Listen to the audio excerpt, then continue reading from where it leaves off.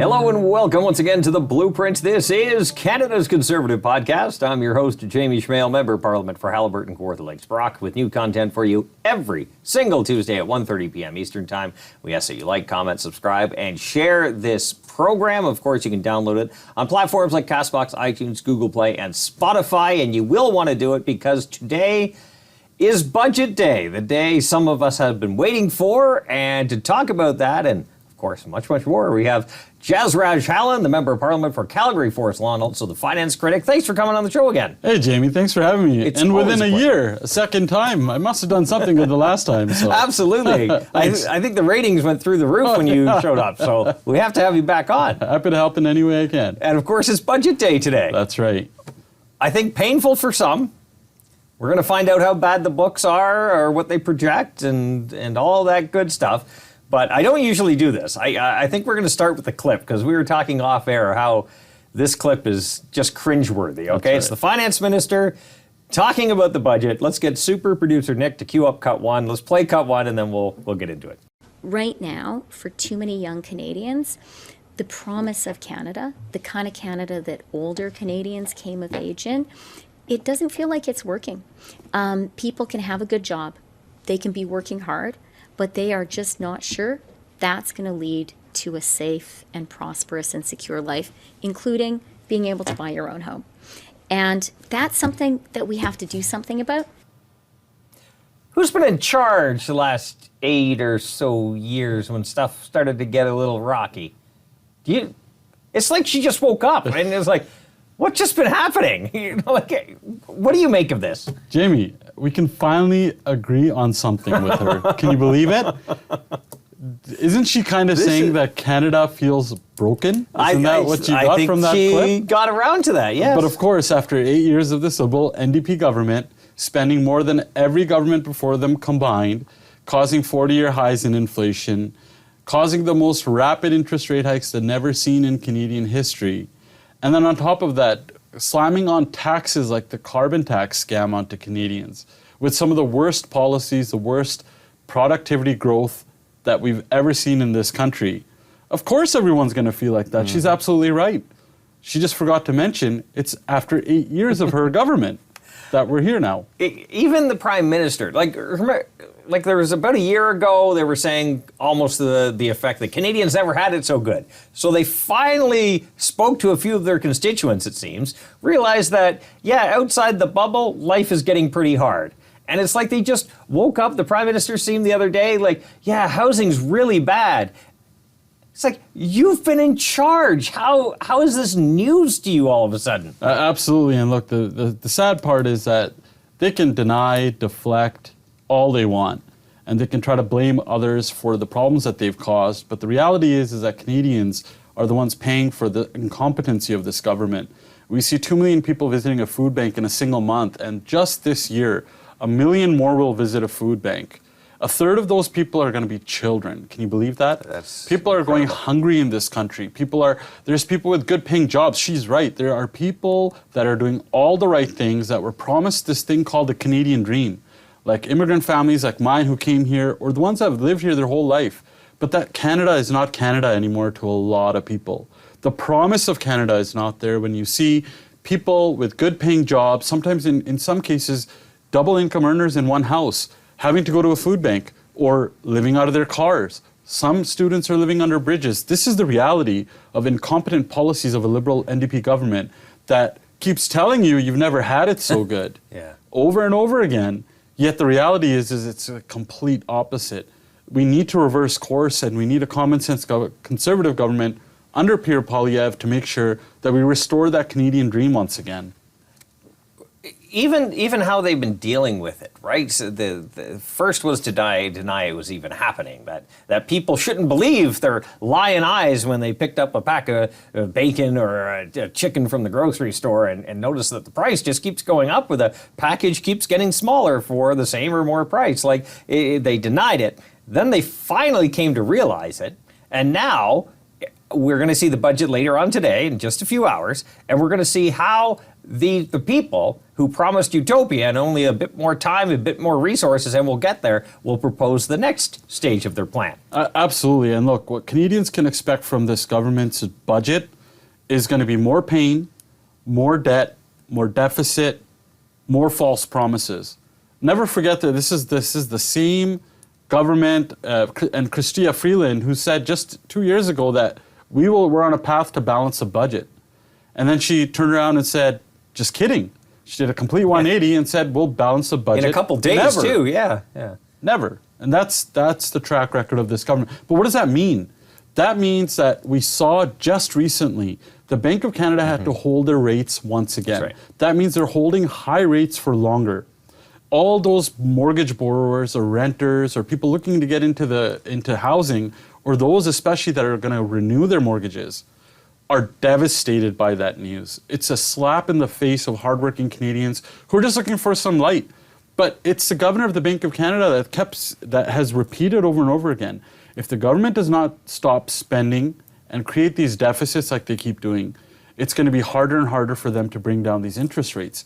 The governor of the Bank of Canada has admitted now twice that the government's fiscal policy, their spending, their deficits, and his one lever of increasing interest rates to try to tame inflation are working in opposite directions. Yeah. The government is working in opposite direction of what the governor of the Bank of Canada is doing, although it is the governor of the Bank of Canada that also allowed it to get this bad, that let Justin Trudeau print so much money that it got to the point that it is today. And now we see Canada, and Canadians are most at risk in the G7 for a mortgage default crisis because of those high interest rates.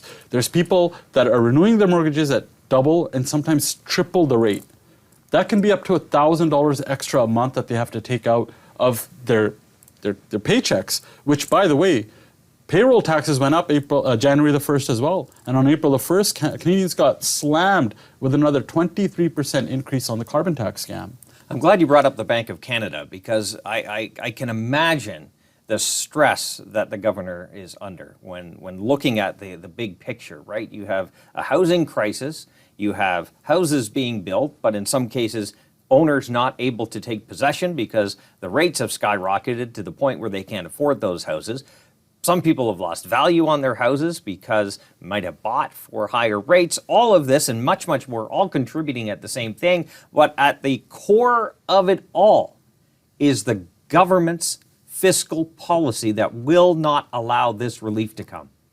Absolutely. On top of Justin Trudeau spending $600 billion, that's more than every government before him combined, that made that inflation rate at 40-year highs, that made the interest rates go up. On top of that, right now we see the top line inflation number as high as it is. It's above what it should be. One of the contributing factors to that, and when we're talking about the governor of the Bank of Canada that he admitted to, was the carbon tax. The carbon tax contributes to 0.6 of that total inflation number on its own. And any increase in that, like we saw on April the 1st, it's an extra 0.15% on top of that. So when our common sense conservative leader, Pierre Poilievre, talks about axing the tax, it's not just making cost of gas, groceries, and home heating less expensive. What it also means is taking that 0.6 plus any increase off of the total inflation number. What does that mean for Canadians and mortgage borrowers? Are that interest rates could come down faster if we got rid of the tax. That's how much pain this carbon tax scam is causing on Canadians. Justin Trudeau and the NDP are absolutely obsessed with this carbon tax scam. Although 70% of Canadians and 70% of premiers are telling them first they ask them to spike the hike, but they're against this tax because of how much pain it's causing in their lives. Absolutely. But the Liberals will say there is the increase isn't felt, right? The carbon tax doesn't really do anything. At that point, I say, well, then raise the price of the carbon tax. If you're so confident it doesn't do anything, raise the price and see what happens to the cost of everything, right? Yeah, well, it goes to a lot of the falsehoods. One of the biggest lies was Canadians get more back in these so-called rebates. Well, the public budgeting officer, the parliamentary budgeting officer, the one that Justin Trudeau appointed, by the way, proved that on average, more Canadian families will be worse off than what they get back in these so-called rebates. And that's why we say so-called, because I'll give you two quick examples. In Alberta, an average family will pay $2,900 into this tax. By the government's own admission, Chrystia Freeland at committee, she said she was bragging about Albertans getting $1,800 back. She is way off on these so-called rebates. And Ontario, where you're from, and where she's from, an average family will pay $1,600 into this tax. They only get $1,000 back. So on average, Canadian families are worse off. The second lie was that this is somehow supposed to fix the environment, supposed to fix emissions. Their own government department says, well, we're not even tracking that. And think about it. Why would you? Maybe it's like Trudeau. It's not worth the cost to track it because they'll see that it's not bringing down emissions. Emissions have not come down. And in fact, Canada fell in the ranking for its climate plan from 58 to 62 out of 67. Yeah. We fell in our ranking, yet they brag about this carbon tax that's supposed to leave more money in Canadians' pockets and make us better off with the environment. It's done none of that, except it's had more economic pain and less environmental gain. And I think that plays into what we're seeing on the ground in Canada, right? Like you're having a governing class of people telling you everything's okay or we'll fix it with another government program. Costs still seem to go up, taxes seem to go up, life gets harder and harder, but the governing class is saying we got this and nothing is actually happening to better their lives because you can't tax your way to prosperity. That's right. It's like the arsonist fireman that lights the fire and has the hose in their hand that says, I'm going to look like a hero, but there's not that much water coming out, so they're trying, but it's not fixing the fire and literally the fire that they're doing, the flames of inflation. They keep pouring more and more fuel on top of it. And that's why interest rates are so high. This is why people can't make payments. Yep. This is why, on average, more and more people's paychecks are going towards shelter and housing costs. It's because the government keeps on spending money, and the governor cannot lower those interest rates because of that. And then they get the pile-on effect of this carbon tax scam, where you're going to charge the tax to the farmer who makes the food. You're going to charge the trucker who ships the food. You're going to put the same tax on the people that sell the food. At the end of the day, the Canadians buying food are going to have to pay that tax ultimately. So you're right. They have these so-called solutions or they call these Band-Aid solutions. But at the end of the day, until Canadians can see lower cost at the gas pump, at the grocery store, on their rent and mortgage payments, they're not really going to see much of a difference in their life. But that can only happen under a common sense conservative government, under Pierre Poilievre, that's going to axe the tax, build the homes, fix the budget, and stop the crime. Let's cue up cut two. In this clip, we're going to hear from Jenna Sudds. She's the Minister of Families and Social Development. Government has a few ways to raise revenue, right? Taxing, printing, borrowing. Those are pretty much it, right? We've seen a combination of all those during the last few years. Of course, you can't really borrow too much more. You can't print anymore. You're going to devalue the currency even more, cause further price inflation as well.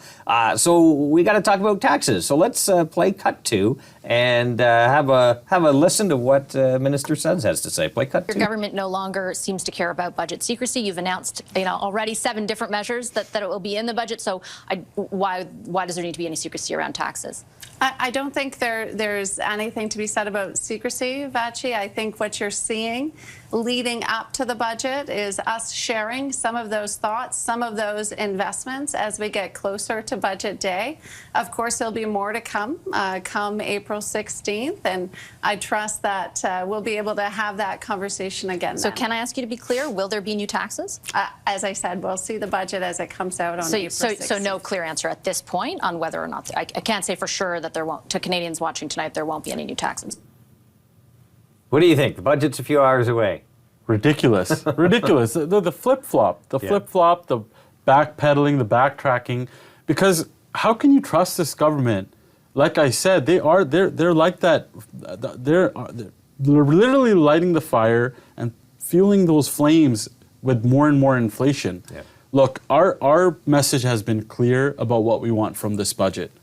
We want to see them axe a tax, especially Bill C-234, that would take the carbon tax off for our farmers and our food. That's demand number one by Pierre Poilievre. Number two, we need them to cap the spending.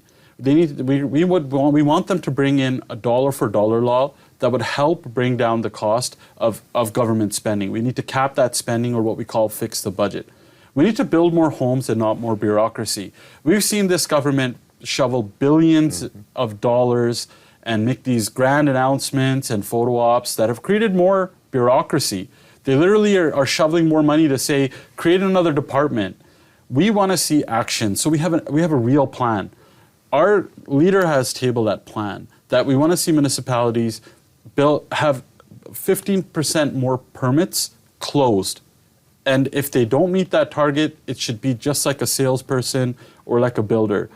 If you can meet the target or exceed it, you will get a bonus in infrastructure funds. If you don't meet it, then we'll withhold that money until that target is met. Because for too long under Justin Trudeau, there's been lots of bureaucracy created and lots of dangling of lots of money for just these great photo ops beside these ministers. But no homes have been built. And in fact, there's going to be less homes built this year than when in the 1970s, when we had way less population. Can you believe that? That's true. And those high interest rates that we keep talking about are stopping builders from building and buyers from buying. So we need to see them axe a tax. We need to see build the homes, and we want them to cap the spending. Simple. Not for them. Not for them. And used to be a builder in a previous life, so you know all about this. Look, whether you're a builder or everyday Canadian, no one is saying we want more government in our lives. And we know that that's the path that this Liberal NDP government wants Canada to go down, is have the government control everything you watch, everything you say, everything you do, and what you do with your money. And in contrast, we have a common sense conservative leader, the next Prime Minister, Pierre Poilievre, that wants to give you back your freedom, wants to restore that Canadian dream that everyone either came here for or that's known that their whole life until we've seen 8 years of Justin Trudeau.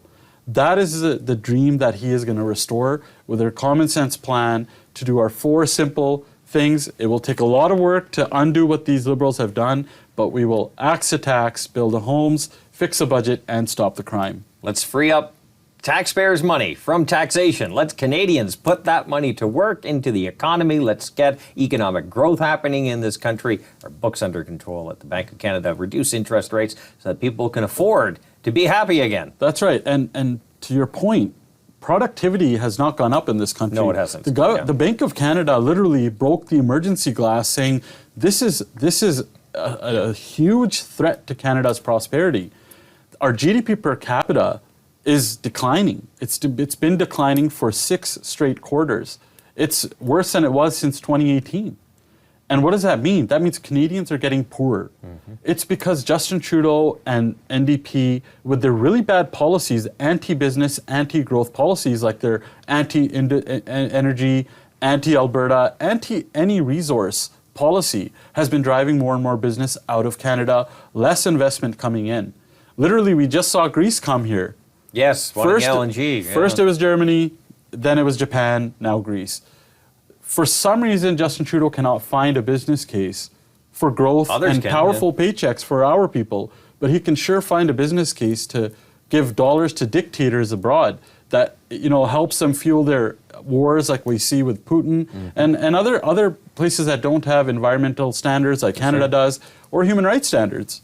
This is after 8 years of Justin Trudeau. We need to have common sense back. We need to get Canada looking like it's back and open for business again so that we can get powerful paychecks for our people, get our economy, we can get growth here, productivity. And hey, if we want to help with global emissions, one great way is to replace that dirty dictator oil with clean, low-carbon Canadian energy. I love it. All right, I got to let you go because budget's coming down. I'm sure you have a lot of things to do, but I do appreciate your time coming out. As you know, the guests get the final word, so take it away. Jamie, look, I'll say once again, we're going to keep fighting for Canadians, and in this budget, we want them to axe the tax, build the homes and not bureaucracy, and cap the spending. And once we have Pierre Poilievre as the Prime Minister of Canada, we're going to axe the tax, bring down the cost of gas, groceries, and home heating. We're going to build the homes and not bureaucracy by incentivizing municipalities to build, build, build.